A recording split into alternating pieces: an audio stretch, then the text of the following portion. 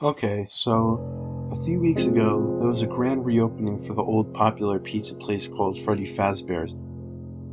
It introduced a bunch of new animatronic characters along with the newly updated and polished versions of the old ones. Times are tough and I was desperate for money, I still am. So, I saw in the paper that the new place was hiring a night security guard. Seemed like the easiest job I had ever heard of, but the pay was minuscule. However, it stated that there were quick advancement opportunities with raises and promotions. So I got a job there. I'll skip all the application and interviewing and stuff. It was pretty straightforward and simple. I was told I would be working 5 night shifts, and if I were still interested, I would be switched to the day shift, along with a raise. It sounded somewhat promising, considering the financial situation that I'm in. If I had known the hells that erupt in that place come midnight, however, I would have never taken the job. Let me start with the story. Night 1. On my way to work on my first night, I picked up a cup of coffee to keep me somewhat alive throughout the night. I had never done a night shift before. Driving down the roads at this hour on a Monday night, the roads were just completely dead. It was weird pulling into the empty parking lot, when normally you would have to fight to get a spot. I had been given a key, of course. Nobody would be in the building but me. Before walking in, though, I gave appreciation to how new and clean the building looked. At least I wouldn't be working in a rundown old shithole. I stepped into the building and locked the door. I found my office after about a minute of searching the building. It was the strangest office I had ever seen. There was no door, just a big opening from the hallway into the room. There were also 2 open vents on either side of the room. That was the strangest part of the room. It didn't really bother me much though. I threw my jacket over the chair and sat down. There was a note left on the camera monitor. It was from my boss, giving a quick rundown of my job. It said that at night, sometimes the animatronics may move around the building looking for people, since they were in fact set to interact with the customers. He wrote that I were to stay in the office at all times and to only use my flashlight when necessary. Yada yada yada other nonsense. It was also noted at the bottom of the note, in highlighted text, that every 10 minutes I would need to switch to cam 11 on the monitor and hold a button to remotely wind up a music box. He wrote that if the music box were to stop, it would cause a certain animatronic to become confused and start to make a mess of its surroundings, searching for the music source. Other than that, he wished me luck and to have a great night. The note gave me a good laugh, a better laugh than I'd gotten in months. It was one of the most amusing things I'd ever read in my life. Sure, I believed that the robots walked around, but it seemed so hilarious to me I couldn't find any reason to be afraid. After a few minutes of reading the paper and drinking my coffee, I remembered what the note said, to wind up the music box every 10 minutes. I didn't really think much would happen, but I decided to humor the story. I didn't have anything else to do anyway. I turned on the tablet monitor and switched to camera 11. There, a little button popped up on the screen that was labeled Music Box. I pressed it and I could hear the sound of a music box handle being wound up. It was pretty neat, but I didn't understand why, if it could be done remotely, why it didn't just happen automatically. While I had the monitor on, I decided to check the other cameras as well. I checked camera 12 and saw an animatronic laying on the ground, in a state of obvious disrepair with its endoskeleton parts all mangled and exposed. A weird static sound seemed to be coming from the robot. I chuckled to myself and switched to another camera, revealing the show stage where the 3 new main characters were standing. Freddy the bear, a blue bunny, and a yellow chicken. I couldn't remember their names at the time. I turned off the tablet and resumed reading the paper. This went on for another 3 hours with the routine wind-up of the music box every 10 minutes. It wasn't until around 3:45 that I heard the sound of footsteps coming from somewhere outside my office. What the hell was that? I said to myself as I turned the monitor back on. I switched around the cameras looking for an intruder. I switched to the camera viewing the stage and noticed that one of the animatronics was missing. The blue bunny was gone. Oh shit, I can't believe it. He wasn't lying when he said that the robots moved around. I grabbed the flashlight sitting on my desk and shined it down the hall. There was nothing there. Oh well, let the thing walk around if it wants to. I resumed reading my paper yet again until the footsteps came closer this time.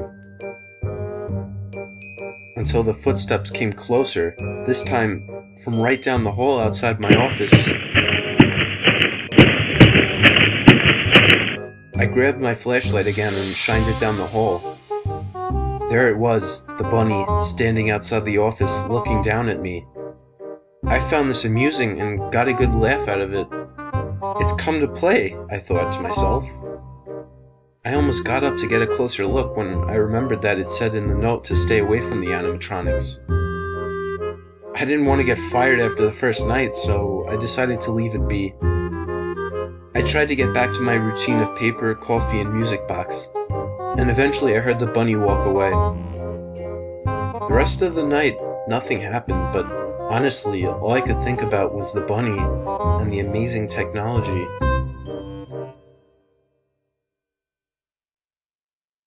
Night 2. I arrived early the second night. I brought 2 coffees, as one was barely enough the previous night. Along with a newspaper, I brought some magazines as well. 6 hours was a long time to be sitting doing nothing. I learned that the hard way. My boss left me another note telling me that I might want to throw on the Freddy Fazbear head if an animatronic gets too close, as they will assume that I was just another animatronic. Under that, he left the names of most of the animatronics: Freddy, Bonnie, Chica, Mangle, and Foxy. The first hour of my shift went slow, occasionally checking the cameras and routinely winding up the stupid music box. I took that opportunity to check out the rest of the cameras I had not seen yet. I checked the camera labeled Game Area and I could see what appeared to be a statue of a young boy holding a balloon. It could have been another animatronic, but I wasn't sure. It kind of reminded me of Pinocchio. That thing was a bit unsettling, definitely creepier than any of the others I saw. I switched around some more and found a camera labeled Parts. It was the room where they kept all the old animatronics. I could see the robots laying on the floor, partially disassembled with certain parts missing on each of them. It was like a robot graveyard. I switched to the main stage camera and saw that both Bonnie and Chica were gone. That was a lot quicker than last night. I flipped to another camera and saw Bonnie, face to the camera, staring at me. My heart skipped a beat and I jumped back in my seat and let out a loud gasp. Under my now heavy breathing, I let out a small laugh. I still found it a bit amusing, but only for a few seconds, before I started to think. How did that thing know what a camera was? Sure, they have facial recognition technology, but they would have no reason to know what a camera is. Why would the creators program these things to know what a camera is? And why the hell was it staring into the camera like that? I became a bit uneasy and more paranoid now, checking the cameras more frequently. It wasn't until another hour later that something happened. Footsteps, coming down the hallway. I grabbed the flashlight and shined it down the hallway. It was Chica holding what looked like a cupcake. She stood there, just staring at me for a good 30 seconds before my flashlight started to flicker. No, not now. Off. Only for 2 seconds, before light returned, but Chica was gone. Damn, I then remembered I hadn't wound up the music box. I turned on the monitor again and switched over to camera 11. I had made it with only a few seconds to spare and wound it back up. My heart was beating quickly from what I had just witnessed. I wasn't finding it too amusing anymore. The way they both looked at me, I was I was too focused on checking the cameras and shining my flashlight down the hall. The way they looked at me, even through the cameras, it was really creepy. I couldn't focus on reading the paper anymore. I was too focused on checking the cameras and shining my flashlight down the hall. I was more concerned and curious than I was scared, though. Minutes turned to hours with nothing happening again. It wasn't until 5 a.m. that I heard footsteps coming down the hall again. I shined the flashlight down to reveal Foxy the pirate. It was one of the old damaged animatronics.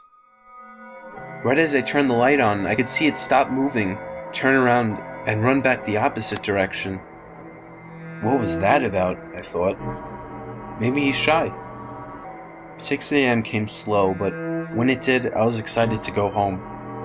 So far, the job wasn't anything terrible, just different. Everything changed on night 3. I arrived with 2 cups of coffee again, and with a book to read.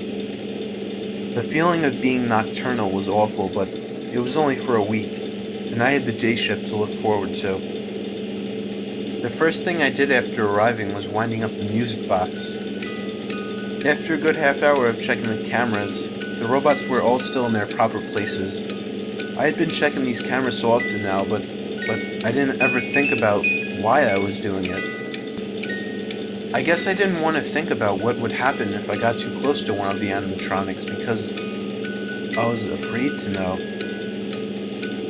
I guess that's why I was so cooperatively winding up that music box, for the fear of what would happen if I didn't. I started reading my book, or at least tried to. I merely skimmed the words without picking up on what it was I was actually reading. My mind was paying more attention to any sounds coming from down the halls. A little past 3 a.m., the coffee had passed through me and I suddenly needed to pee really badly. I know I was told not to leave the office at any time, but when you gotta go, you gotta go.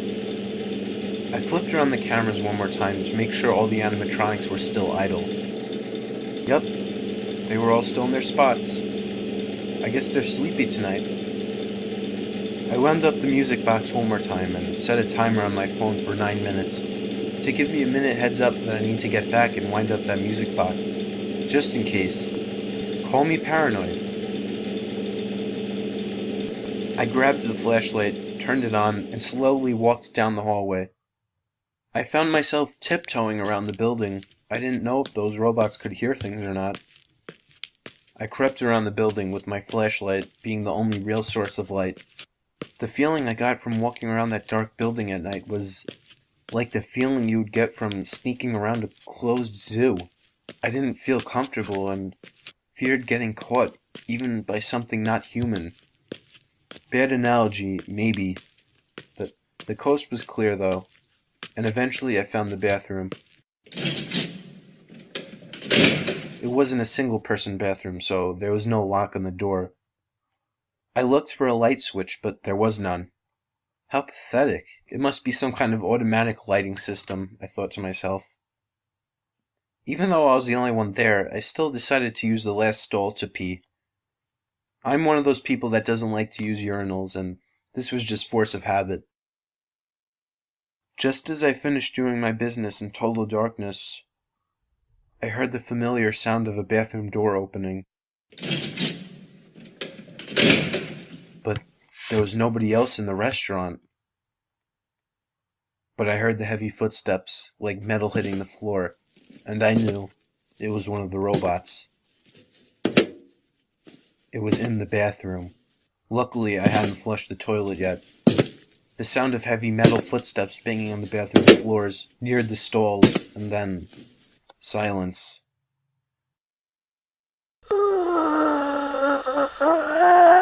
I could suddenly hear the sound of moaning. It almost sounded human-like, like a child. The moaning, it sounded stressed and angry. Oh shit. It's kicking open the stall doors. It's gonna find me in here. There were only 4 stalls. I had to do something. Ah, damn it. My stall is next. The footsteps moved to outside my stall. I got on the ground and crawled under the stall wall to the next stall over. The stall door didn't open. I had locked it. Another failed attempt. I thought about running out of the room, but no. It would hear me open the door. It was at this point that I had believed that these things were hostile. No friendly robot would bang open these stall doors looking for me. I heard the stall door violently bust open. Silence. And then I heard what sounded like an angry growl. It didn't sound like a growl from a dog or any kind of animal.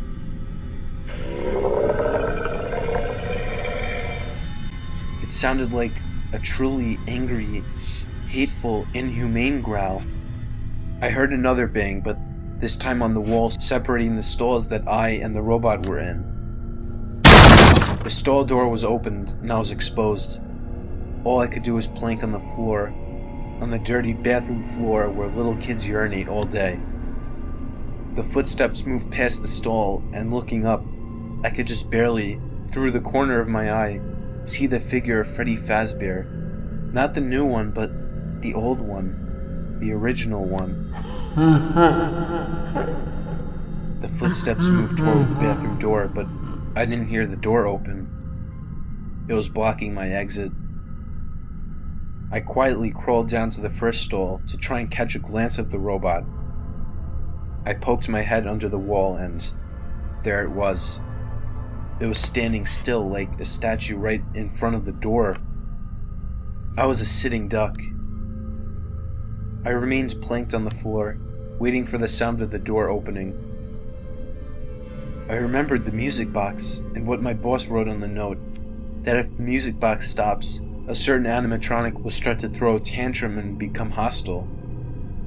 After witnessing how hostile Freddy was, I didn't want to see what that other animatronic would be like.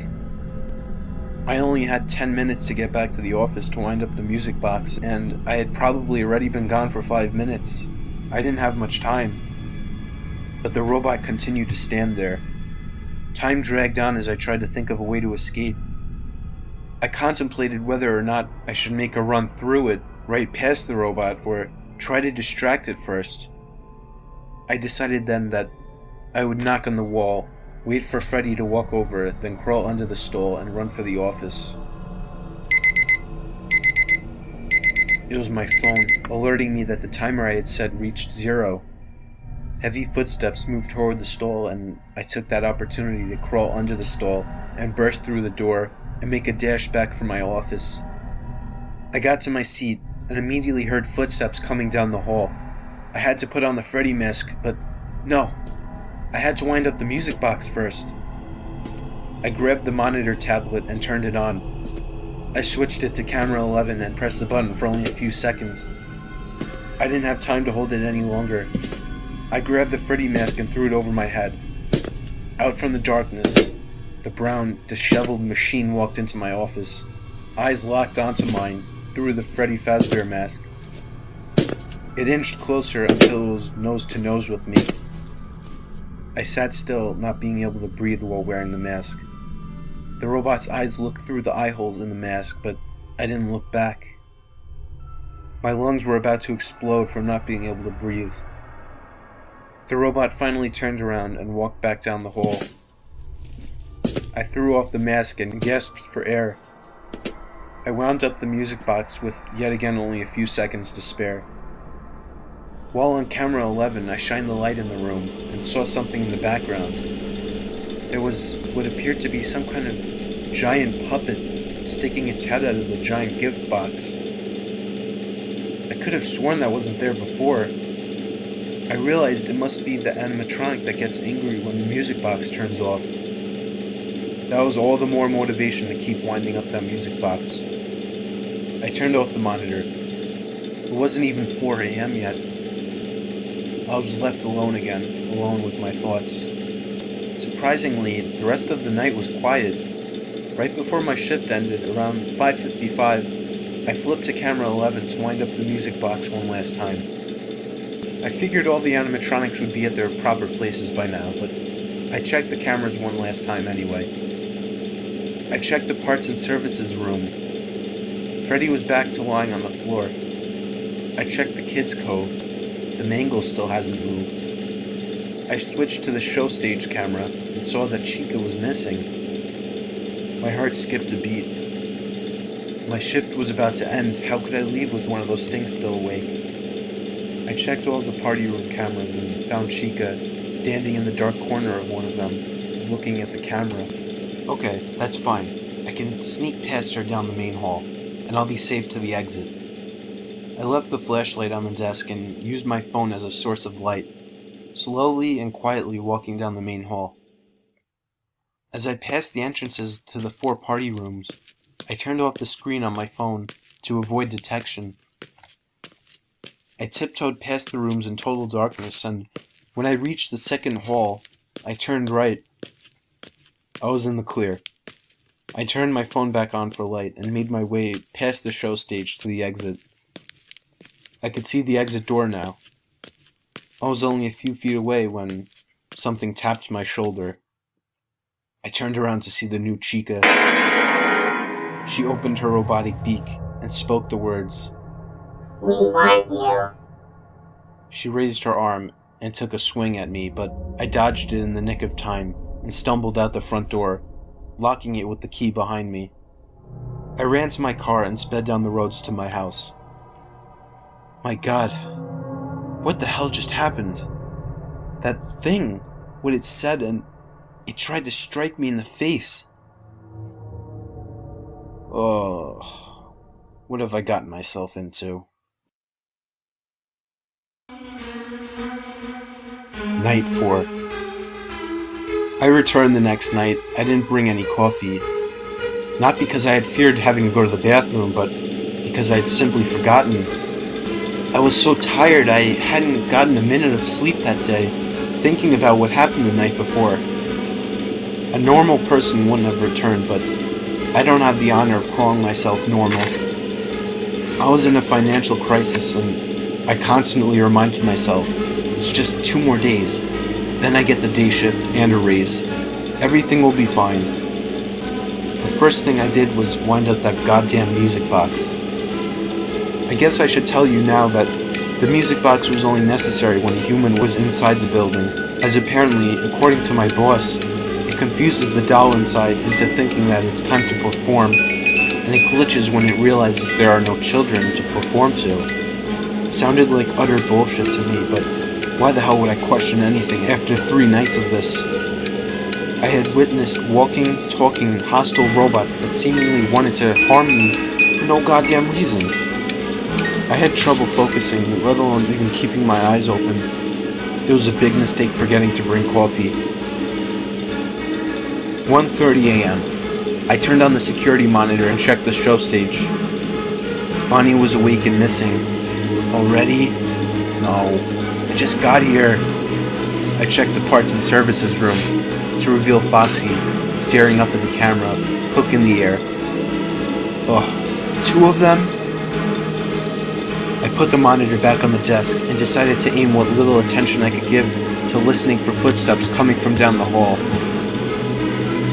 2 a.m. I couldn't remember how long it's been since I had slept.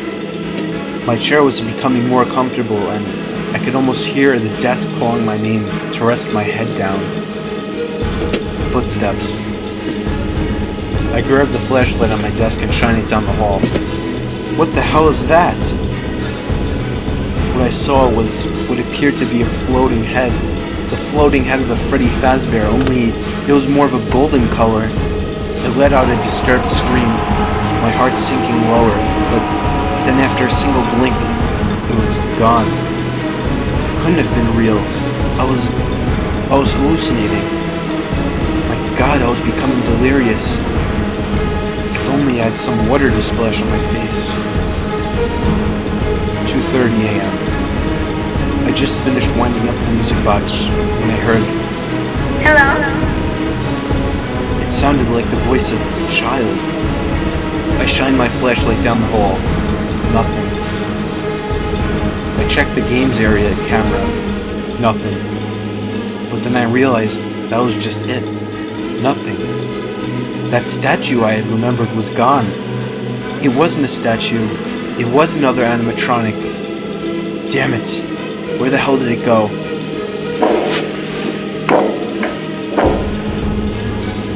What the hell was that sound? It was coming from the vent on the left side of the room. I had forgotten about those. I checked the camera for the left vent and saw the little balloon boy crawling through the air vent. I dropped the monitor in fear and threw on the Freddy mask. Hi. I turned my head to face the left vent. Just barely, I could make out the face of the thing, poking its head out the dark vent. I held my breath in that foul-smelling mask until the thing finally crawled back down the vents. I couldn't take much more. I turned the monitor back on. I checked the show stage. The whole band was off stage. Oh shit. What the hell is that now? Then I remembered the static coming from the mangled animatronic from the kids' cove. I checked the camera. It was gone. I shined the flashlight down the hall to reveal the mangle hanging off the ceiling, peering into the room. Again, I threw on the Freddy mask, holding my breath and praying for my life. The sound faded away as quickly as it came. The mangle was gone. 3 a.m. I was exhausted. My eyelids were forcibly closing, and I had to fight to keep them open. But it's never a fight you can win, and with that, everything faded to black.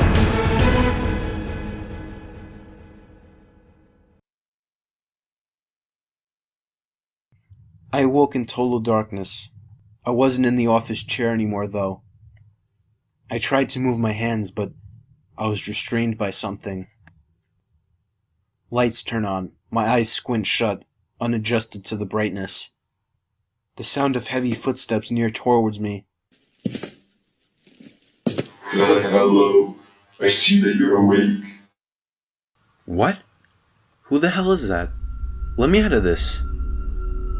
As my eyes began to adjust to the light, I could start to make out the figure of the new Bonnie standing in front of me. Oh no. I'm sorry. I have to do this. I'm only following orders. He makes us do it. The bunny turned around and walked to a counter, grabbing something off of it. He turned around, exposing the buzzsaw. No, please don't do this. Sorry. The robot walked over to me, lifting a saw over the top of my arm. I squirmed about, trying to free myself, but to no avail. The robot pressed the buzzsaw down into my shoulder. I let out an agonizing scream of pain as my own blood poured onto my face. He continued to saw down the top of my arm. I was starting to lose consciousness, but the last thing I could remember before passing out was the loud and haunting thud of my arm hitting the ground. I awoke in darkness again, confused and in a haze. I couldn't remember what had happened. I tried to move my arms, but only my right arm responded. I desperately tried to move my left arm, but the painful realization came to mind, and I remembered what had just happened. The door to the room opened again, and the lights turned back on. Adjusting again to the light, I looked to my left where my arm used to be, to see a robotic limb attached to my shoulder. The limb was fused into my skin and flesh. I then turned to see both Chica and Bonnie staring at me. It will soon be complete. It is time for the other one. The bunny grabbed the buzzsaw again and walked toward me. He lowered the buzzsaw to my right shoulder, right before something broke down the door. The duck and bunny turned around to see Foxy the pirate. The animatronic fox raised its hook and sliced at the neck of Bonnie, causing it to fall to the ground. Chica swung at Foxy, but Foxy was too quick, immediately grabbing Chica's head and ripping off the mask, exposing the endoskeleton underneath. He took his hook and sliced right through the machine's exposed parts, causing it to spark and fall to the floor as well. The fox turned to me and cut through the ropes, restraining me with his hook. What are you? I am the machine that just saved your life. Before I could say anything else, the fox was out the door and gone into the darkness. I stood up and immediately felt the pain from the metal that had infused into my body. Why the hell did that thing just help me? I had no time to stick around and think about it though. I had to move quickly. I crept out of the room and into the darkness. I brushed against the wall as I moved, trying to navigate the dark hall. Laughter coming from everywhere. Banging coming from every corner. If there's a hell, I was in it. Suddenly, I could see two glowing lights coming from the end of the hall. It was a pair of eyes, undoubtedly staring at me. My initial reaction was to turn around and run, but a familiar voice called from down the hall. It's me. You have to turn right down this way. There's a back exit. It's the only way out. I ran down the hall, closer to the fox, ready to thank him, but when I got closer, I made a horrifying discovery. It wasn't the pirate at the end of the hall. It was the new Freddy. The puppet wants you. The robot grabbed me with an extremely tight grip on my remaining arm and started to drag me back down the hall. He shoved me back into the room that I came from and noticed his two friends lying on the floor, broken. His happy animatronic face turned into a disturbingly angry face. The bear grabbed the buzzsaw lying on the floor with the hand he wasn't holding me with and turned it on. I had nothing to fight back with. My brain seemingly had not yet accepted the fact that I had lost my left arm, and while trying to flail my right arm, I still felt the feeling of my left arm swinging about. But I turned to my left and realized why. The robotic arm attached to me was moving. I could control it. Without another second of thought, I swiped the robotic arm across the face of Freddy. I could feel the powerful impact, causing the robot to drop the buzzsaw and fall back. I didn't try to finish him off. I was out that door too fast. I ran back down the dark hall and turned right, hoping by some chance that Freddy wasn't lying about the exit. Turns out he wasn't. I saw the glowing red text of an exit sign and sprinted towards it, almost busting down the door on impact. I was free. I ran to my car, drove to the police station, and told of the whole situation. The place was investigated and shut down the same night. I was immediately sent to the hospital for my arm. After examination and testing, the doctors couldn't find out how to remove it or how it was even implanted. They told me it had somehow fused inside of me and had become an actual part of my body, and that it would be impossible to remove safely. I was told it would be safer to keep it in than take it out, so that's what I did. I mean, I had full control over it, and it packed a solid punch. I should mention this only happened 2 nights ago. Last night, upon further investigation, it was discovered by police that all the animatronics were missing from the building. The manager, my former boss, insisted that he knew nothing about it. That means those things are out there somewhere. But that doesn't matter. They won't make it far before they run out of power. I think about Foxy a lot. He was the reason that I'm still alive. He was different. I know whatever the other robots did to him, it couldn't have been good. I still don't understand the whole story with the puppet, though. The puppet that I had been winding up that goddamn music box constantly for. The puppet that seemingly controlled them all. A puppet. What a ridiculous story this has been. I admit that. Well, that about concludes this journal entry. Oh, one more thing. Last night I woke up in my bed around 1 a.m. to the sound of beeping. The beeping was coming from my robotic arm, along with a flashing red light coming from the palm of the robotic hand. I don't know what it is, but I don't think it's a big deal.